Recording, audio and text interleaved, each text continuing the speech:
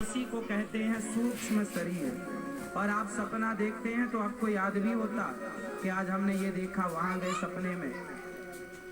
तो सपना जब देखे तो शरीर था ना आपके पास, उसी का नाम है सूक्ष्म शरीर।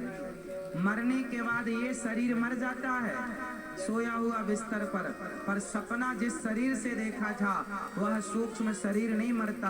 आत्मा निकलकर उस सूक्ष्म शरीर में प्रवेश करती है और यमदूत उसी सूक्ष्म शरीर को लेकर के जाते हैं और यमराज जी हिसाब किताब करते हैं कि आपने कितना पुण्य किया और कितना पाप किया।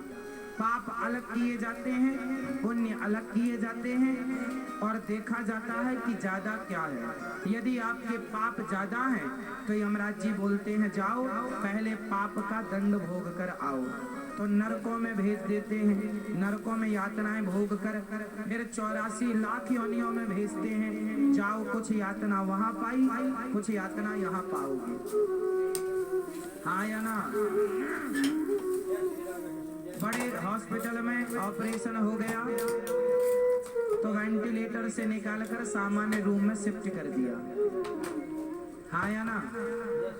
तो वेंटिलेटर मतलब नरक और सामान्य रूम मतलब ये 84 लाख योनियां। वेंटिलेटर नरकों में यातनाएं दी जाती हैं, आपके पाप धोए जाते हैं।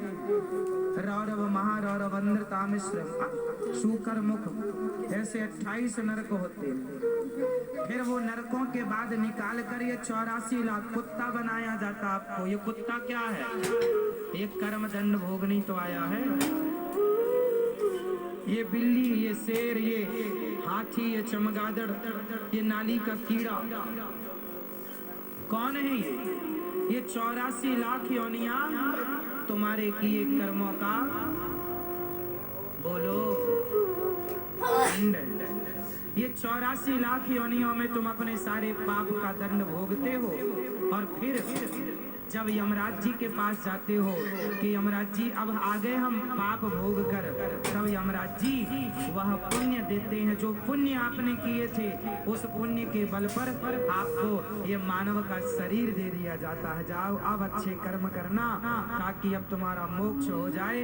अब तुम्हें इस नरक से, इस दुख से बच जाना पड़े। बचने के लिए भगवान बड़े भाग्य से मानव का शरीर देते हैं और आप मानव का शरीर पा करके फिर वही उल्टे काम करते हो। अरे जमाना उल्टा करे तो करे, उन्हें अक्ल नहीं है, तुम तो समझदार हो। जमाना बेईमानी करे तो करे, तुम क्यों करते हो? जमाने को पता नहीं, तुम तो ना करो। जमाना झूठ बोले तो बोले, उन्हें ज्ञान नहीं है, तुम ना बोलो। बोलोगे तो भोगेगा और कोई नहीं। तेरा किया तुझे भोगना है। रावण का किया रावण को मिला।